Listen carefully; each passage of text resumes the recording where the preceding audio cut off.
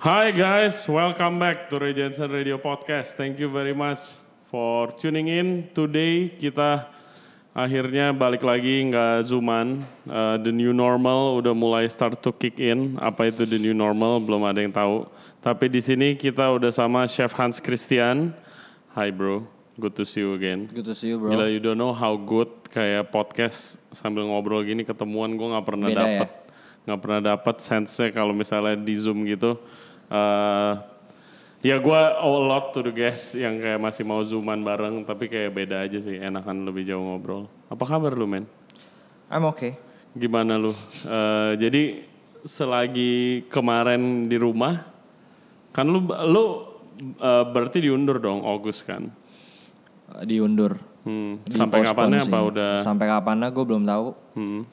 Kalau mungkin nggak, kalau banyak orang sih mungkin begitu kick off lockdown atau apa langsung kayak, gue harus ngapain nih. Gue kayak take some time lah, kayak seminggu 2 minggu mikirin anjir ini. Sampai akhirnya gue kayak mulai do something lagi sih. Cuman ya kalau lu tanya August, yang pasti dipospon. Tapi belum tahu sampai kapan. Belum tahu. Oke. Cuman ya ada satu yang gua syukurin lah. Jadi untungnya August belum buka. Iya. Jadi dari kemarin kan delay. Sampai akhirnya kalau gua mikirin kalau misalnya udah buka, wah itu lebih gila sih. Wah. Gue udah hire staff segala macam, gue udah nggak tahu lagi. Gua ya banyak teman-teman kita pasti, lu pasti juga kenal ada. Ya banyak lah yang baru buka restoran itu, waduh gila banget men. Apalagi restoran-restoran yang keren, yang lifestyle banget gitu. Iya. Dan itu investasinya besar, biarpun yang buka grup gede misalnya sama aja, tetap sakit lah. Iya. Pasti kan. Operating cost-nya juga gede banget lah. Gitu, oke. And ya semoga semuanya bisa ada solusinya lah. Dan guys, today sedikit beda konsepnya podcast kita kali ini. Jadi gue sama Hans kemarin udah post questions di Instagram kita. Terus udah banyak banget, thank you banget yang udah nanya ke Chef Hans dan ke gue. Nanti kita coba jawab sebisa kita. Oke, udah siap bro? Q&A ya sesinya sekarang. Yoi, bentar nih. Oke. Dan ini banyak yang tentang August, yang tentang karir lu, tentang pandemi ini. Oke, ya kita mulai ya. Oke. So guys, nih gue bacain namanya satu-satu nih ya. Thank you again for the question. Pertama, Leo Satria WL. Bacanya gimana tuh? Leo Satria WL nanya, gimana August bakal adapt sama new normal, Chef? Gimana August bakal adapt? Yang pasti kepospon. Jadi kita nggak tahu kapan bisa normal lagi. Cuman soon misalnya patokannya pokoknya whenever office sudah mulai balik aktif, kita langsung bisa mulai construction, pembangunan, lanjutin.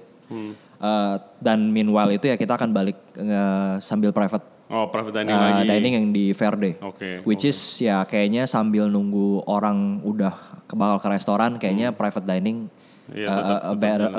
setting yang lumayan pas lah. Ya. Terus juga kayak kemarin actually lagi ada banyak yang ngajakin gue meeting Zoom gitu sama pemerintah yang peraturannya Dinas Kesehatan. Iya. Lu ikut itu? Iya. Lu ikut 80 orang. Itu gimana sih? Gue nggak ikut, gue lagi masak kemarin.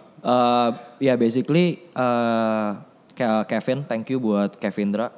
Jadi dia kita bikin meeting di Zoom, partisipannya 80, itu antara ada beberapa orang dari Dinas Kesehatan sama Dinas Pariwisata, sama pelaku bisnis F&B di Jakarta. Jadi intinya kita diskusi buat membahas, kan udah mau PSBB udah mau dicabut. Iya. Udah mau dicabut, jadi lagi menyusun protokol hygiene salah satunya. Jadi pas sudah buka nih outlet, standarnya apa nih? Ya membahas pas nanti dicabut, mall misalnya buka boleh ambil berapa persen capacity. Jadi misalnya cuma boleh 30%, misalnya cuma boleh 40% dulu. Terus jarak antara meja harus berapa meter. Iya, itu gimana kayak men? gitu sih. Ada berapa meter jarak antar meja? Gue belum lihat in detail yang udah officialnya. Cuman itu salah satu yang dianjurkan sih. Kayak ada certain jarak, kayak misalnya antara meja satu ke meja yang lain. Itu harus jauh. Iya. Terus dianjurkan buat kayak reservasi sistem. Okay. Jadi kayak tahu hari ini lu akan dapat berapa orang. Wah itu enak banget sih kalau itu. Ya mungkin good thing nanti kalau udah terbiasa orang jadi kayak terbiasa. Jadi reservasi itu ya. Itu dia yang sama kayak lu lah pasti kalau di luar kan waktu itu biasa sistem reservasi kan. Jadi udah lebih kebaca nge-prepnya gitu kan. Oke. Kalau hygiene mah I think kalau restoran-restoran yang bener pun udah ngelakuin anyway gitu kan. Dan August juga. Oke. Pertanyaan kedua dari chef_Hendrik Wijaya. Nah ini rada dalam nih bro. Underpaid cooks in big restaurants around the world. What do you think about that? Oke, kalau gua ini bener banget. Gua sendiri pernah kerja udah bukan underpaid lagi. Gua gak dibayar gitu kan. Kalau misalnya dalam karir gua totalin mungkin 3.5 hampir 4 years gua kerja gak dibayar. Tapi waktu itu gua kerja di restoran besar yang bukan besar size-nya tapi besar namanya. Dan chefnya yang besar namanya. Dan gue mau belajar dan gue don't mind. Kayak gitu kan. Kalau menurut lu gimana? Ya menurut gue gak ada masalah sih. Kan kita selalu punya choice kan. Misalnya lu tahu gajinya segini atau gak dibayar. Tapi lu tetap kayak choose buat kerja di sana ya berarti kan ada nilai yang lu mau dapet. Betul. Jadi ya menurut gue sih jarang sih case di mana kayak lu udah tetap choose buat kerja di satu tempat terus kayak shit nih gue underpaid ya kan lu punya choice buat kerja di mana gitu. Iya benar itu benar ya lu sebagai staff semua punya choice begitu lihat kontraknya makanya kontraknya itu dibaca yang benar waktu interview saran gue. Tapi mungkin sorry gue nambahin mungkin lebih ke kenapa sih bisa begitu kali ya daripada kayak misalnya menurut lu gimana? Ya kalau misalnya kenapa bisa begitu ya karena mungkin kalau di beberapa restoran atau nggak cuma fine dining itu kan marginnya kecil banget. Jadi justifikasi dari gue adalah kalau misalnya lu cooks ya emang kayak UMR. Tapi once lu kayak step up masuk kayak misalnya ke sous chef level atau head chef itu biasa dia akan gapnya lumayan tuh. Iya, gapnya lumayan lah. Gap antara perjabatan biasanya ada gap salary yang cukup signifikan gitu kan. Tapi tanggung jawab juga naik jauh sih. Dan lagi kalau misalnya underpaid, dari awal baca kontrak pertama. Kedua juga kalau misalnya tadi gue mau ngomong apa gue lupa lagi. Jadi kalau lu misalnya ada nih lu kerja di satu restoran, terus habis itu restorannya rame. Ya pasti lu punya alasan yang jelas untuk ngomong ke bos lu lah kalau misalnya lu underpaid akhirnya gitu ya tentang komunikasi aja kalau menurut gua gitu. Dan juga karena menurut gua itu kalau lu gaji operasional which is itu gaji karyawan besar, lu harus jual juga produk lu dengan lebih mahal dong. Ya kan dan itu belum tentu cocok ke target market. Okay, hope that answers your question, Chef Hendrik Wijaya. Next, Epic Willy, your ideal dining scenarios, how many courses and what kind of concept? Dining dulu nih, dining. Ideal dining scenarios. Dining scenario. Gue sih udah ada sih restoran kalau misalnya gue makan. Gue paling suka restoran kalau lu itu modelnya kayak bistro sih gue. I enjoy dinner di bistro. Tempatnya ada remang-remang, ada orang main musik, tapi bukan musik live band, musik violin, atau kalau di Paris itu akordeon, terus lu makan simple aja, appetizer-nya salad, habis itu beef or chicken as a main course, dessertnya lemon tart, udah sih kalau gue. Kalau gue itu doang. Tapi itu berarti mau saya pribadi ke lu ya? Lu prefer your ideal dining scenarios. Okay. Mau how many courses? Kalau mau fine dining terserah lu sebutin makanan lu waktu di restorannya apa, Alinea kali. Kalau gue sih tergantung occasion sih. Kalau gue lagi liburan, gue pengennya yang lebih ke experience. Tapi kalau di urban setting di city, gue emang lagi di Jakarta, itu lebih yang kayak tempat hangout sih, yang kayak shareable food sama kayak bunch of friends, lebih rustic gitu-gitu. Wine, yoi. Iya, kayak lu did you enjoy eating selalu fine dining gitu? Gitu kan? Enggak. Gue pernah. Gue beberapa kali pernah kayak waktu gue ke Bangkok atau ke Singapura khusus buat culinary trip. Itu waktu dulu gue masih di Fairmont. Gue list kan. Itu kayak gue mungkin kayak cuman 2-3 malam di sana. 3 malam lah gue fit in kayak mungkin 5-6 restoran tasting menu. Oh man. Awalnya kayak seru dong pas lu planning, gue bakal makan di sini, gue bakal makan di sini. Cuman setelah anjir lunch dinner set menu, wah itu lumayan exhausting sih.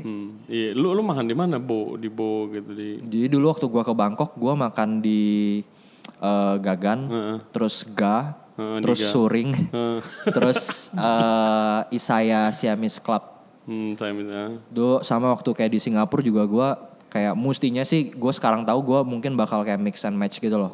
Kayak antara casual sama tasting menu. Cuman mungkin saat itu karena gue lagi ngerjain fine dining jadi gue lebih pengen kayak ya udah gue belajarin semuanya. Gue waktu itu gue ada tuh plan trip sama temen chef gue. Dia dari US, kita ke Aussie bareng buat makan Noma Australia kan.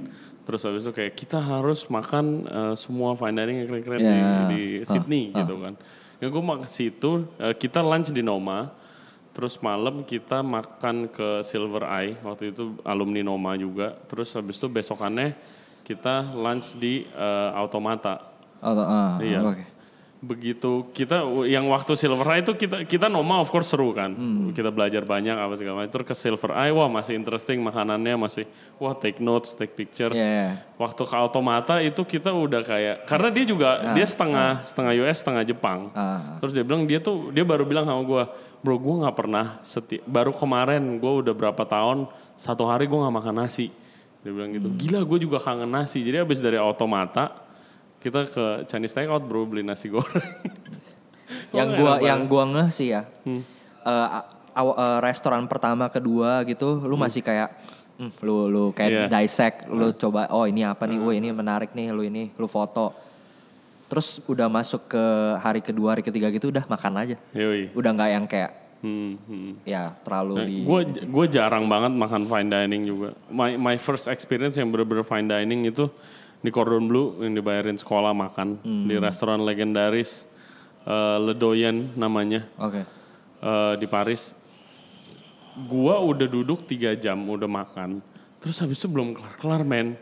Gue kayak gue risih gue jadi kadang-kadang kalau misalnya fine dining. So I usually eat casual. Okay, thanks for your question. Sekarang dari apa nih?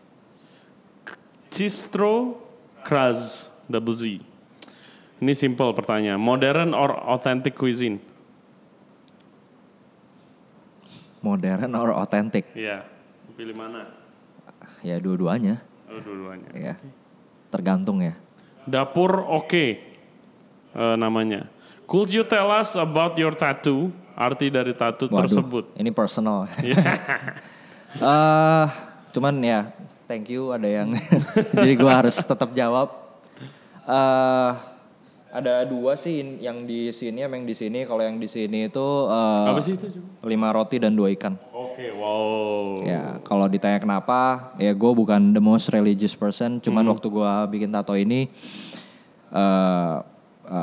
ya gue ngambil cerita dulu lah waktu di Alkitab ada 5 roti dan 2 ikan. Mukjizat bikin makanan. Jadi tapi banyak, itu bukan kayak just for the sake of feeding people, tapi kayak lewat feeding people itu inspiring gitu lah. Jadi kayak gue mau lewat gue masak itu gue inspire juga. Oke. Satu lagi. Kalau yang di sini itu kayak Thyme. Herbs gitu. Herb, jadi kayak thyme, rosemary, bay leaf. Terus ada kayak di tengahnya apa tuh? Knife tweezer gitu-gitu. Gantungan sama ada tulisan Victory Loves Preparation. Victory Loves Preparation. Oke. Keren tuh guys. Ingat Victory Loves Preparation. Empak lokal. Let's make a group and community of young Indonesian chef abroad or Indo. Okay, that's not a question, but let's suggestion. Do it. Let's do it. Follow semuanya Regency Radio. Nanti kita bikin community. Oke. Nah ini pasti sering lu dapetin pertanyaan ini Hans. Dari Chris Tenrico. Tips saat create dish baru, baik inspirasi, cooking, method, plating, dan hal-hal penting. Basically kayak gimana lu bisa come up with a new dish. Kalau lu gimana? Kalau gua random. Kadang gua lagi makan, tiba-tiba pengen, ini kalau misalnya cerita waktu itu waktu gua lagi sekolah, gua makan, ini ada chef yang masak fusion gitu loh.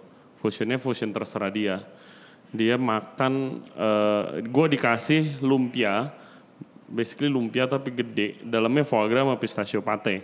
Itu enak banget gitu kan. Tapi gue kayak dari situ gue nggak tahu kenapa gue mikir gila kalau ini dalamnya lobster, alpukat sama jamur enak kali ya gitu. Terus waktu itu gue lagi disuruh bikin dish di sekolah waktu itu. Nah terus habis itu gue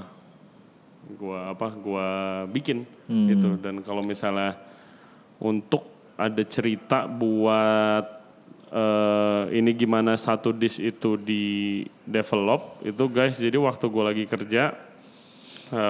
lagi kerja di luar negeri itu ada dish scallop carpaccio. Oke, carpaccio itu biasanya dibekuin terus dipotong tipis, dimakan sebagai salad. Bisa daging, bisa ikan, dan ini lagi scallop kebetulan. Terus habis itu scallopnya pada hari itu nggak datang gara-gara badai paginya. Nah scallop itu diganti sama octopus. Octopusnya diboil, di-roll, dibekuin terus dipotong tipis gitu. Lama-kelamaan ke depannya ada sausnya diganti atau apa segala macam, tiba-tiba at the end of the day jadi octopus risotto pakai uni. Dan itu keep evolving gitu loh. Jadi kayak coba octopus pakai risotto enak nggak? Kayak gitu. Jadi dish awal dan dish akhir kalau lu lihat begitu aja tuh nggak ada hubungannya sebenarnya gitu kan. Tapi ternyata itu dari that dish evolve terus. Oke. Kalau lu? Kalau gua ada beberapa sih. Jadi ada yang disengaja sama yang nggak disengaja. Jadi ada saatnya itu tiba-tiba datang atau lu memaksakan untuk membuat. Jadi kalau misalnya yang tiba-tiba datang sih itu biasanya kayak misalnya lu lagi makan di restoran atau lu lagi makan dimanapun terus kayak lu suka sama rasanya, tapi kan lu nggak tahu resepinya. Tapi lu kayak gue pengen buat tuh yang rasanya kayak gitu. Iya benar. Ya gue coba buat. Jadi tapi karena gue nggak tahu resepinya, jadi gue pakai pemahaman gue. Oke, let's say ada asemnya, berarti ya gue coba pakai lemon, lime atau apa. Sama paling, let's say gue mau recreate something dari kalau gue udah stuck biasanya, itu gue bisa ngelis bahan.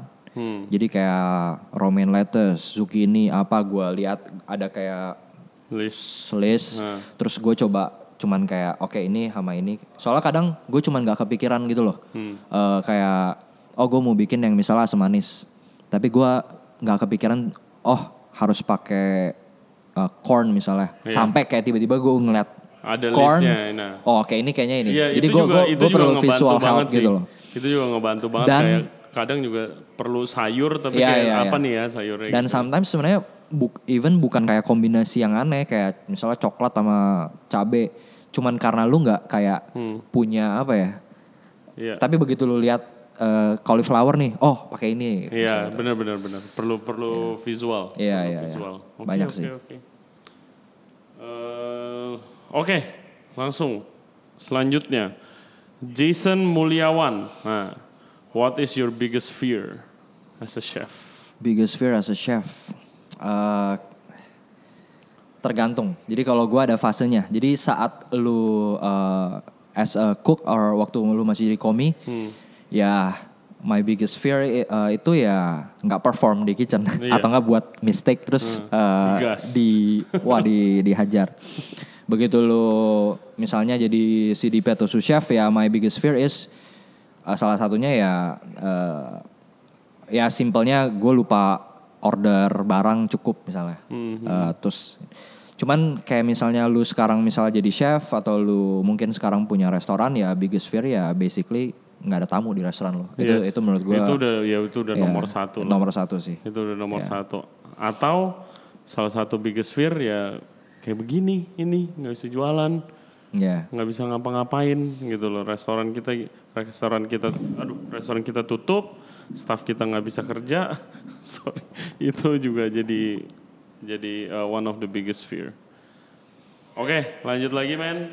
Ini ada pertanyaan yang dari handphone gua, tapi mungkin jawabannya ada panjang nih. Things that you didn't expect when you open a new restaurant, construct restaurant. Things that you didn't expect tapi happen. Shitty things mungkin ya. Corona. Kayak kata Ray tadi. Ini paling paling relatable sih. Lu lagi bangun ada pandemi gini. Ya cuman kalau general stuff ya kayak sesuatu yang enggak di expertise lu. Maksud gue gini. Gua orangnya lumayan kayak plan things. Gue coba kayak oke, ntar kitchen kayak gini, ntar naro ininya di sini segala macam. Cuman ada hal-hal yang bukan di expertise gue dan mau gue plan kayak apapun tetap ini. Contoh, waktu di let's say di lokasinya August itu ada pipe yang overlapping. Terus itu kan detail yang kayak baru. Wanjir, berarti setelah diukur naikin ubin di atas stove bakal ada exhaust, terus ada pipe yang overlapping lagi, itu ternyata nggak bisa, tingginya nggak ini misalnya, dan itu biasa nggak banyak hal-hal kayak gitu yang nggak ketahuan sampai kayak baru lu exactly kayak lu ngukur coba ini segala macam, terus ya abis itu berarti. Dan itu kan urusannya bukan lu, jadi itu bukan lu yang kontrol. Jadi bukan lu kayak bisa, oh yaudah pipe-nya hilangin, gak bisa. Itu urusannya sama building misalnya. Kayak, ya mereka harus cari jalan lain gimana supaya ngepindahin, ya gitu-gitu sih. Itu sih, gue kejadian itu waktu di Fish Hans. Kayak gue buka, terus abis itu seminggu sebelum opening, kita kan udah di kitchen semua, udah prep, ada food test apa segala macem. Tiba-tiba gutter mampet. Hari pertama kita di kitchen tuh. Gue bingung dong kenapa bisa mampet orang ini hari pertama. Begitu gue buka itu isinya pasir semua. Oh, pasir. Gutter isinya pasir terus pasir. Gue nggak tahu kan, gue bukan ahli construction apalagi gitu kan. Jadi gue nggak tahu apa-apa sampai akhirnya gue tanya yang buat, dia juga nggak tahu. Akhirnya sampai sekarang ada pasir aja gitu, ngalir pasir. Belum hilang kayak emang udah menurun sih, menurun tapi kayak kadang-kadang masih ada, gua nggak tahu itu pasir dari mana lewat kayak gitu. Terus mungkin juga ya harus belajar sedikit-sedikit itu tentang plumbing, construction. Kalau mau jadi restauranter bukan harus jadi ahlinya tapi kayak at least tahu lah gitu. And yang ini juga buat advice dari pengalaman gua itu lu background check staff lu. Gitu, background check bukan kayak staff. Iya staff jadi kayak gue ada pengalaman waktu itu di restoran gue, head chef yang gue pakai itu tiba-tiba stroke gitu. 3 bulan belum 3 bulan restoran buka, stroke head chefnya. Gitu, itu culture kitchen belum jadi, operasional belum lancar. Dan head chef chefnya stroke gitu. Ternyata begitu dicek, dia bukan stroke di restoran gitu, enggak, dia di rumah. Terus habis itu ternyata dia emang udah penyakit darah tinggi, emang udah gejala stroke tuh udah lama. Dia nggak bilang, kita nggak tahu. Tapi dia nggak minum obat, biasa bandel gitu, yang kayak dia udah rada tua. bandel, suruh minum obat, suruh ke dokter ya nggak mau gitu kan. Akhirnya ya itu pengalaman gue yang nggak bakal gue lewatin lagi sih untuk next restoran gue sih sekarang gitu, karena khususnya untuk leadership position ya. Iya, karena gitu. itu bakal merubah banget keadaan ya. Iya, dan juga yang udah pasti cek juga background staff lu di kerjaan sebelumnya kalau bisa kan. Taunya kriminal gitu. Oke. Nah sekarang kalau ideal konsep restaurant konsep. Jangan bilang August, boring. Kalau bilang August, yang lain kita tahu August bakal awesome bro. Thank you. Ideal konsep. Ideal konsep. Kayak lu kalau misalnya dikasih money nih, ada investor nih Hans bikin restoran, terserah lu. Terserah gua. Itu bahaya. tapi setelah kayak melewati kayak planning August ini, ideal itu sebenarnya tergantung apa ya, cara lu ngelihat tempat sama market lah. Jadi menurut gue tetap harus cocok-cocokan. Gue nggak bisa kayak selfish kayak misalnya wah Hans kayak idealis banget, kayak fine dining banget. Terus whenever kan ini terserah lu investornya bilangnya terserah lu di mana. Pilih tempat di Indonesia Hans, mau terserah di Bali, kan mau berarti di Jakarta. ngomongin unlimited resource kan. Iya. Tapi nah menurut gue lu sekalipun lu punya unlimited resource, ibaratnya kayak kasarnya ya udah rugi juga nggak apa-apa. Tapi gue kan let's say bikin restoran kalau nggak ada tamunya gue nggak happy juga. Iya betul. Ya, jadi lu harus nyocokin ke daerah. Iya. Jadi let's say di Jakarta ya gue nggak akan mau gue punya unlimited resource pun gue nggak akan bikin restoran fine dining, tasting menu only, 16 course, 60 seat. Udah nggak mungkin. Karena ya kalau gue di Amerika atau di Europe beda ya. Ya udah kalau misalnya jangan di Jakarta deh, lo Jakarta ada August. Misalnya lo punya restoran di Bali, lo mau bikin restoran apa? Misalnya? Gue mau bikin restoran di Bali. Di Bali berarti ada market lah ya, ada turis segala macam. Ya gue masih pengen bikin tasting menu sih. Tasting menu. Konsep yang pakai local restaurant, local ingredient, sorry. Mungkin nggak se ekstrim kayak 100% kayak local for. Gue masih mencari ini sih balance-nya. Bikini tuh, lu udah makan juga dong pasti kan? Bikini udah. Iya, menurut gue itu kayak ya dia banyak pakai ingredients lokal, tapi ada yang import juga kan. Terus I think it's an excellent concept sih menurut gue, ya kan. Sayangnya ya kemarin juga Chef Jetro lagi podcast. Semoga things get better soon for you Chef. Tapi kayak gue makan barramundi pakai Bermunier yang dia Bermunier apa namanya Monteober gitu sausnya itu enak banget sih. Pakai seaweed lokal Bali gitu kayak. Itu enak. Tapi emang idealnya sih lu kalau emang lu bisa going local apalagi sampai 100% it's very good. Tapi mau banyak atau dikit sih menurut gue sangat bagus kalau misalnya lu bisa incorporate local stuff sih. Jadi maksudnya lu bisa membantu komunitas juga lah. Setuju. Gue pengen banget nanti kalau dapat opportunity ada investor atau teman-teman yang mau joinan atau ketemu tempat bagus, gue pengen banget buka live seafood sih gue men. Live seafood? Iya, gue lagi pengen banget buka live seafood. Tapi gue gak mau jadi seafood bakar gitu loh. Kayak tempatnya kecil, mungkin kayak kayak Po. Lebih gede dikit aja boleh, tapi kayak Po with perfect. Live seafood only. Terus habis itu either Chinese seafood, lu masuk lu pilih mau digoreng apa ditimbang putih gitu. Tapi seafoodnya seafood lokal aja dan kayak dari guys dari podcast kita sebelumnya juga kayak seafood lokal nih sebenarnya amazing ya kan. Either that or yang belum ada live seafood tapi western.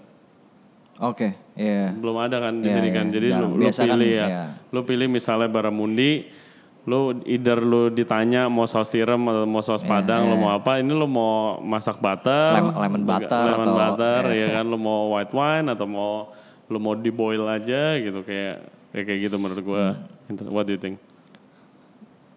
Ya menurut gue sih itu kalau gue bisa juga gue pengen sih.